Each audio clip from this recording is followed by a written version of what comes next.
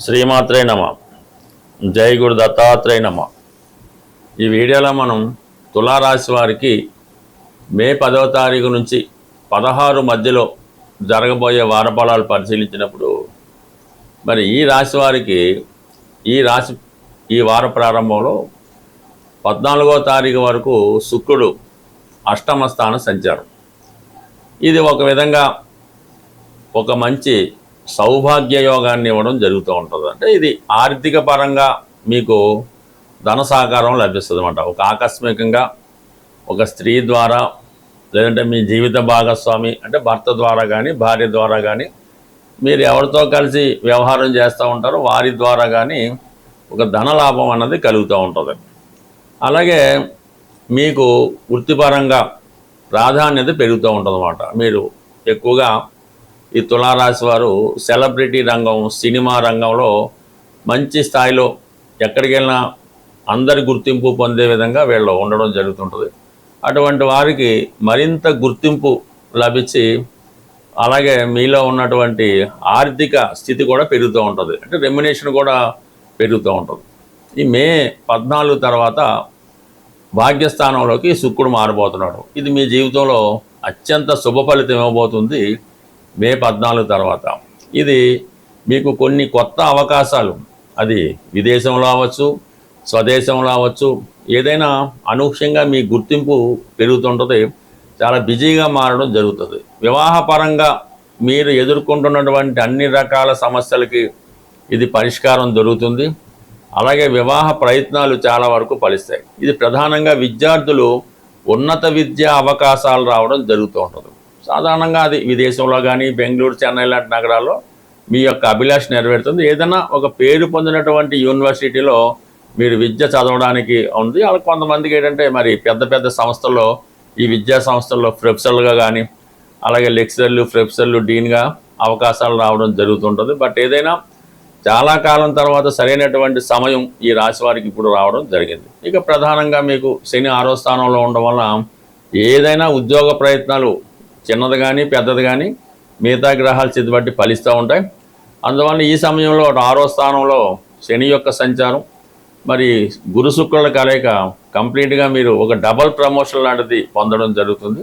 అలాగే కొత్త ప్రాజెక్టులు ప్రారంభించడానికి, అదే సినిమాలు కానీ, ఈ టీవీ సీరియల్స్ కానీ, అలాగే సాఫ్ట్వేర్ రంగంలో మిగతా రంగంలో ఉన్నవాళ్ళు వాళ్ళ ప్రాధాన్యత, కొత్త సబ్జెక్టులు నేర్చుకోవడం, కొత్త ప్రాజెక్టులు రావడం, ఇవన్నీ కూడా చాలా బిజీగా ఈ మార్పులు రావడం జరుగుతూ ఉంటుంది. ఇక ప్రధానంగా మీరు సప్తమ స్థానంలో ఏర్పడినటువంటి ఈ కుజ, రవి, బుధ గ్రహాలు గతంలో మీతో కలిసి పనిచేసిన వాళ్ళు, మీ టీం అంతా కూడా సెపరేట్ అవుతుంది. మళ్ళీ మీరు కొత్త టీంని ఫార్మాట్ చేసుకోవాల్సి ఉంటుంది. అలాగే ఏంటంటే ఈ ప్రయత్నాల్లో కూడా మీరు కూడా ఉద్యోగపరంగా కూడా మరి మారాలనుకునే మీ ఆలోచన, కొత్త టీం పెట్టుకోవడం, ఉద్యోగం మారడం, అంటే ఎక్కువగా మీరు ప్రాధాన్యతగా ఏంటంటే స్వతంత్రంగా ఉండడానికే ప్రయత్నం జరుగుతుంటుంది ఈ సమయంలో. అంటే కొంత ఏజ్ని బట్టి, అప్పుడే డిగ్రీ పూర్తి చేసి ఉన్నవాళ్ళు ఒక రకంగా ఉంటుంది. ఒక 20-30 సర్వీస్ చేసిన వాళ్ళు ఇప్పుడు వాళ్ళ యొక్క సొంతంగానే మీరు వ్యవస్థ స్థాపించుకోవడం కానీ, ఏదైనా ఆఫీస్ పెట్టుకోవడం కానీ, ఇవన్నీ కూడా మీ జీవితంలో వృత్తిపరంగా కొన్ని మార్పులు రావడం జరుగుతుంది.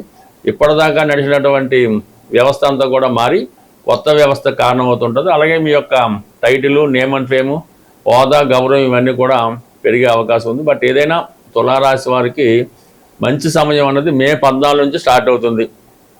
అక్కడి నుంచి మీ జీవితం కంప్లీట్గా మారబోతుంది.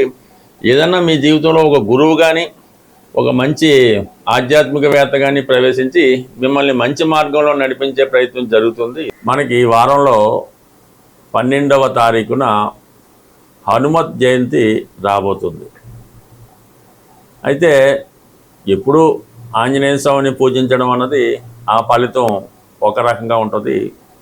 కొన్ని ప్రత్యేకమైనటువంటి పర్వదినాల్లో ఈ స్వామిని పూజించినప్పుడు ఆ ఫలితం మనకి మరింత శీఘ్రంగా వచ్చే అవకాశం ఉంటుంది. అయితే ఈ ఆంజనేయ స్వామి వారికి పూజించే విధానంలో అంటే సాధారణంగా టెంపుల్లో అర్చన, అభిషేకం చేయించుకోవడం జరుగుతుంటుంది.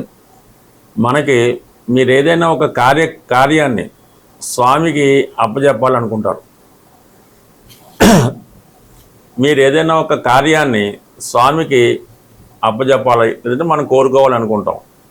అది ఉద్యోగమా, పెళ్ళ, సంతానమా, ఏదైనా అయినప్పుడు మరి స్వామివారికి తమలపాకులతో పూజ చేయడం వల్ల మీకు ఆ కోరిక సిద్ధించడం జరుగుతూ ఉంటుందన్నమాట. ఆ కార్యక్రమం విజయవంతంగా పూర్తి అవ్వడం జరుగుతూ ఉంటుంది. మీకు రుణ బాధలు ఎక్కువగా ఉన్నాయి, అన్నదమ్ములతో విభేదాలు, భార్యాభర్తల మధ్య సమస్యలు, ఇటువంటి ఉన్నప్పుడు స్వామివారిని మంగళవారం రోజు మరి సింధూరంతో అభిషేకం చేయడం వల్ల ఇటువంటి సమస్యలకి పరిష్కారం దొరుకుతుంది. మనం కేవలం ఉద్యోగం కొరకు ప్రయత్నం చేస్తున్నాం, ఎటువంటిగా ఉద్యోగం రావటం లేదనుకున్నప్పుడు మీరు ఉద్యోగం వచ్చేదాకా కూడా ప్రతి శనివారం రోజు ఆంజనేయ స్వామి వారి ఆలయంలో దర్శించుకోవడం, అంటే శనివారం అది దర్శించుకొని మీకు వీలున్నప్పుడు వడమాల స్వామికి సమర్పించవలసి ఉంటుంది. అలాగే ఒక 5 అరటిపళ్ళు బాగా ముగ్గినవి స్వామికి నైవేద్యంగా ఇవ్వడం వల్ల కంప్లీట్గా మీకు ఈ యొక్క ఉద్యోగ ప్రయత్నాలు నెరవేరుతాయి. అంటే కంటిన్యూడ్ చేయనివ్వడం, మీకు కొన్ని వారాలు చేయబోతులకే మీరు ఆ ఫలితం వచ్చేస్తుంది. దాని తర్వాత మీరు ఆ ఉద్యోగంలోకి వెళ్ళి స్వామిని మర్చిపోవడం జరుగుతూ ఉంటుంది. అలాగే ధనం సరిపోవడం లేదు, ఖర్చులు ఎక్కువైనాయి, ఆదాయం తక్కువైంది అన్నప్పుడు స్వామివారికి మరి గురువారం రోజు శనగలు, ఈ కొమ్ము శనగలు నానబెట్టి, ఉడకబెట్టకుండా నానబెట్టిన కొమ్ము శనగలు మరి స్వామికి నైవేద్యంగా పెట్టడం వల్ల, అక్కడ ఉన్నటువంటి భక్తులకు పంచిపెట్టడం వల్ల ఆర్థిక పరంగా మీకు ఉన్నటువంటి అన్ని సమస్యలకి పరిష్కారం దొరికే అవకాశం ఉంది.